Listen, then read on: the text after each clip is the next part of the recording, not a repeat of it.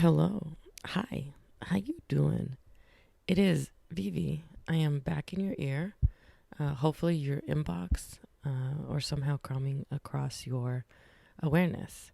It may have been a minute since we've chatted, connected, or since you've hopefully felt inspired or nurtured by me. And I want to say, nice to see you. Glad to be here.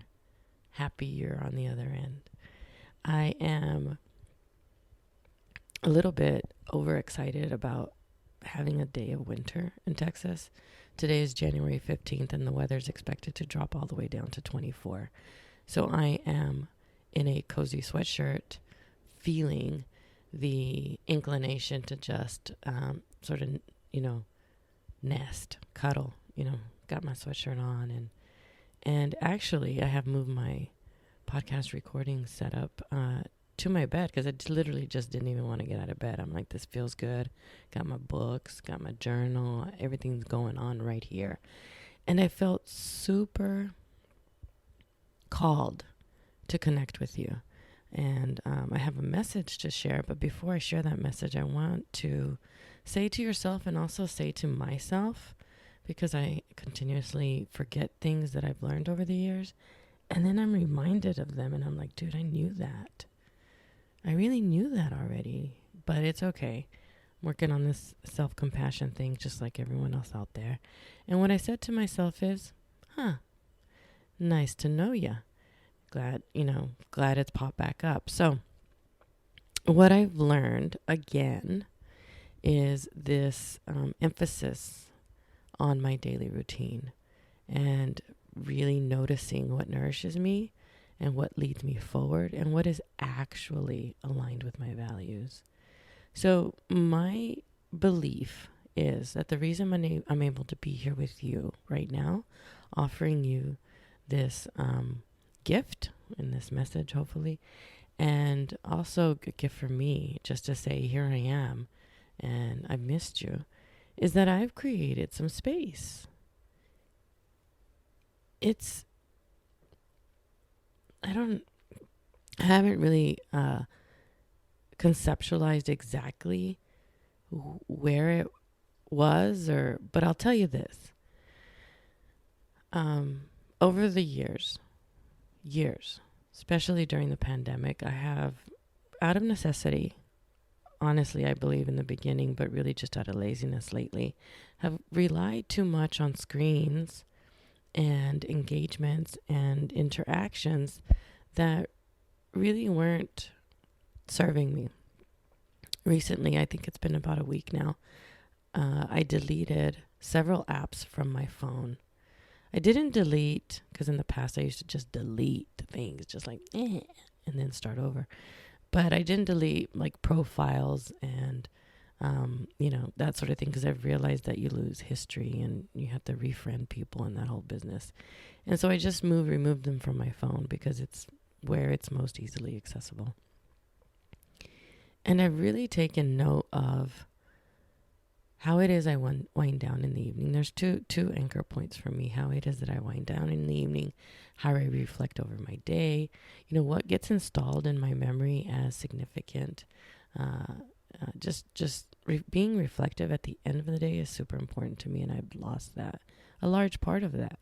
And then in the morning, this wind up to the day. What do I do first? What do I reach for? What do I look for? And it had become super easy for me to literally, which it wasn't before, my phone wasn't even allowed in the bedroom, but it was at my bedside. And so I'd reach over, I'd look at it. My excuse initially was I have this ring called OURA, and I wanted to see how good I slept. Like, it's a sort of, I should really convert that energy of how good I'm sleeping into how much movement I have next. But right now it's been focused on sleep. I'm super excited because other than nutrition and movement, sleep is really like this triangle of just me being at my best self. And so I had, over the last, I've had it probably a couple of years now, really dialed in what helps me have a good night's sleep, what my percentages of deep sleep are. And so I had used that excuse, I want to see how I slept. But then it creeped into checking these apps and scrolling and losing time, when the most beautiful morning ritual I have is on the best days, what David and I call coffee talk. And he'll bring me a cup of coffee. We'll just kind of sit, go over our day, what's on our minds, and that sort of thing. And it had too often been replaced with me reaching for my phone and me looking at these apps. And then it continued throughout the day. And I have this tool on my phone that tells me how much screen time I have. And the last time I looked at it, I was like, wow, is that really how I'm living my life? And is that how I want to live my life? And one of the things that I've recognized that I've missed as that screen time has gone up is that my interaction with you and how I show up and how I interact has gone down. And so over the last week, there's been this opening, this spaciousness that's happening. And I feel more grounded, more centered, and more able to just show up for you. And so I'm grateful for that. And I want to say hello. Happy New Year. I hope 2022 is everything that you want it to be. And if I'm along for the ride, that's also exciting for me. So thank you. If you fish this out of spam, hit a reply or do whatever happens in those systems so that it doesn't think that I'm not a friend. Because I expect to be reaching out to you more regularly. My sense of regularness is different than other people's. The consistency that I have is that I keep showing up. I'm not going to say that it's going to be every week on exactly the same day, but I'm here. I'm coming back. That's first and foremost what I want to say, is that over the last several years, a routine has put itself in place that wasn't aligned with what nourishes me most and what aligns most with my values. And so recently I've reflected on that and made some changes. So the second part of today, and I am sharing this with you on a Sunday, because what I really wanted to do was show up in person. But I do live in Texas, and my family are Cowboys fans, especially now that they're winning. Don't tell them I said that. But they'll be... There's a big thing happening this Sunday with a playoff game, and I almost talked myself out of engaging with you, sitting with you, having, my own coffee talk with you. And then I said, you know what? There's this cool thing called technology, and I know how to podcast. So I'm going to show up for you live. Like, this is live, right? We just aren't on the same space-time platform and doing it at exactly the same time. It's at your convenience.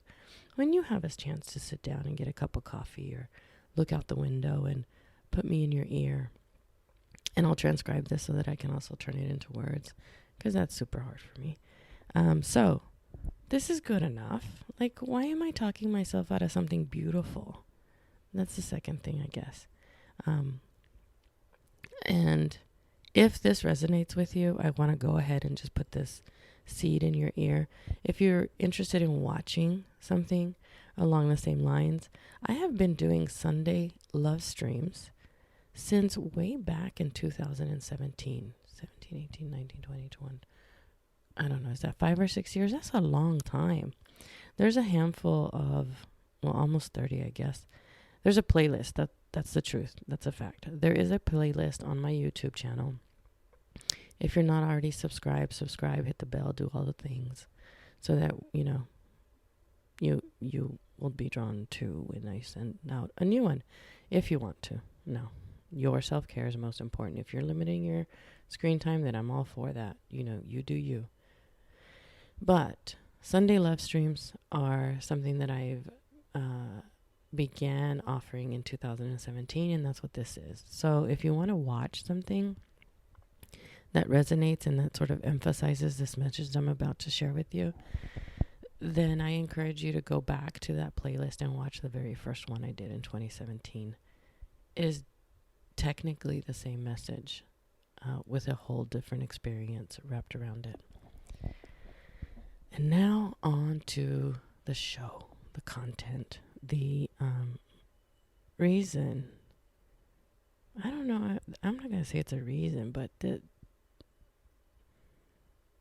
there's this beautiful, like, inspirational thing that comes up, and I am able to distinguish when it's like me, my personality, wanting something, and when it is my higher self, my spirit, in alignment and in, like literally walking hand in hand with, I'm going to say the Holy Spirit, but with my whole crew of, my whole team of people, my ancestors, the Holy Spirit, the Virgen, Our Lady. They're my friends. And I felt like I had some connection with them earlier, and I made a few notes of that, and that's what I'm sharing with you right now. And it also comes from, my life. Like, this is what happens. This is what I do. And I had some thoughts, a message to an organization, to a group of people that really landed. And I was reflecting on that this morning and took a few notes to share with you, because if it landed with them, and I was drawn to listen to my very first love stream from 2017, and it is a message that I literally started with. I was like, I really need to just say it again and again and again, because you may be like me, forget things that you already know and need to be reminded. And so I'm here to remind you of something,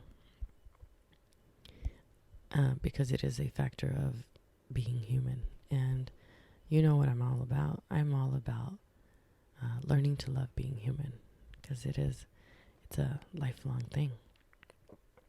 So here's the very start.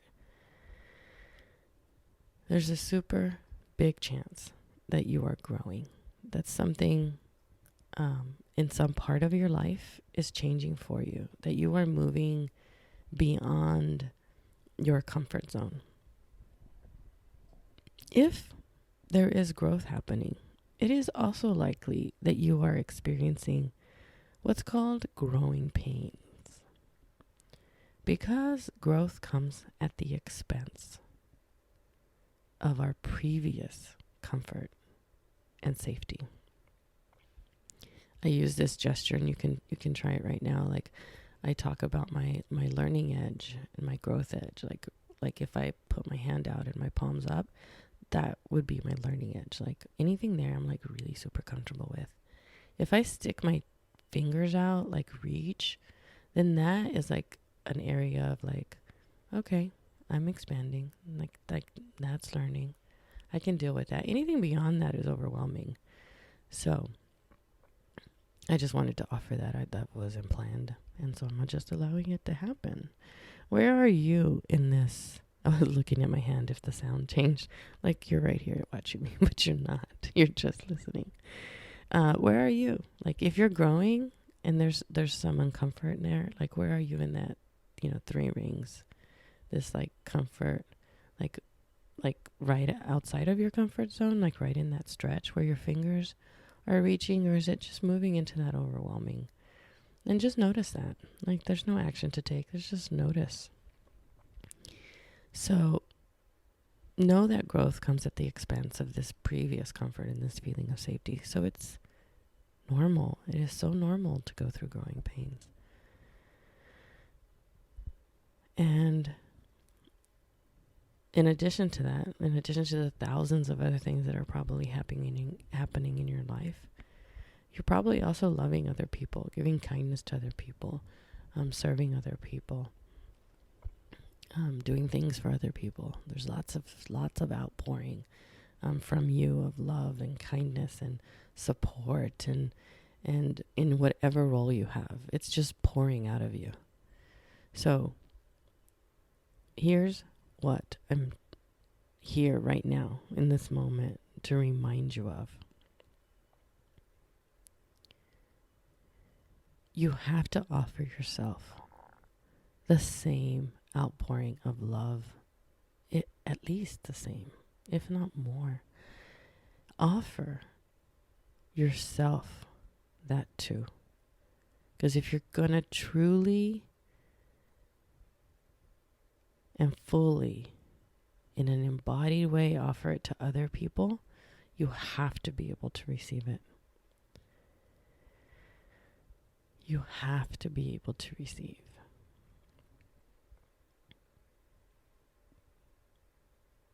My hunch is, if you're offering other people compassion, if you're offering other people forgiveness, that you also have to, that you're not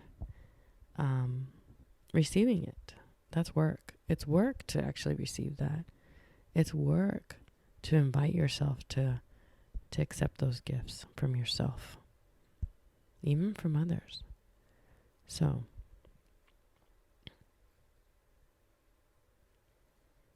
that's what I'm here to say in a nutshell. That was it. It was like,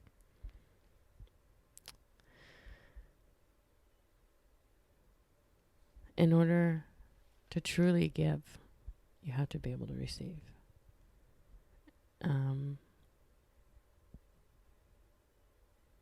That takes years of learning. But when there's something that happens that kind of cracks through that shell that you have, that I had, I'm talking about myself to you right now. And the experience I'm thinking of is I in my pretty much all my life and up to my mid to late 30s, I was super hard on myself, total overachiever. Like, you name all the things, I was on the, literally, like, over the top with everything. And so it was hard for me to give other people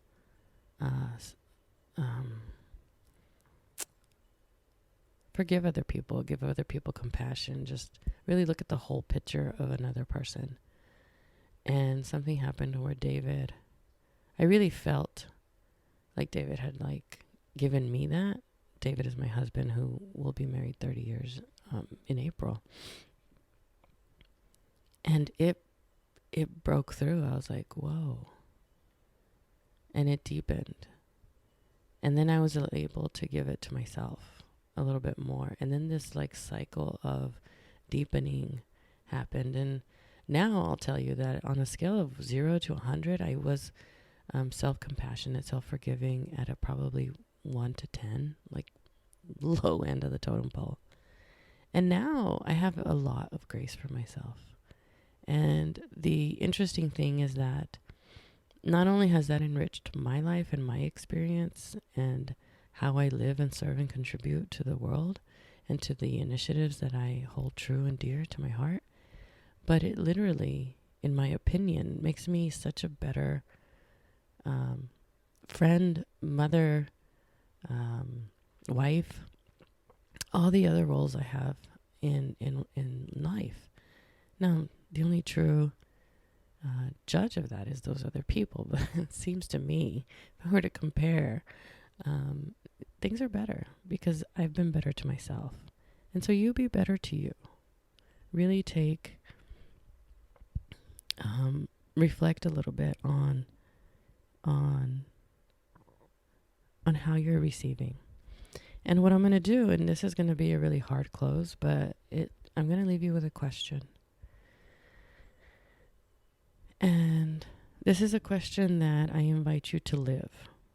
It's not a question you can answer. And recently, I know that I love questions. I'm always asking questions. Curiosity is it's a big part of who I am. But this is a question that doesn't get answered. There's not a best answer for this. This is a question that you literally live. And so, does it come naturally? This is a question you're going to ask yourself. So I'll write it down in the words wherever you find this. But my question is, does it come naturally for me? You're asking yourself, does it come naturally for me to offer myself kindness and compassion?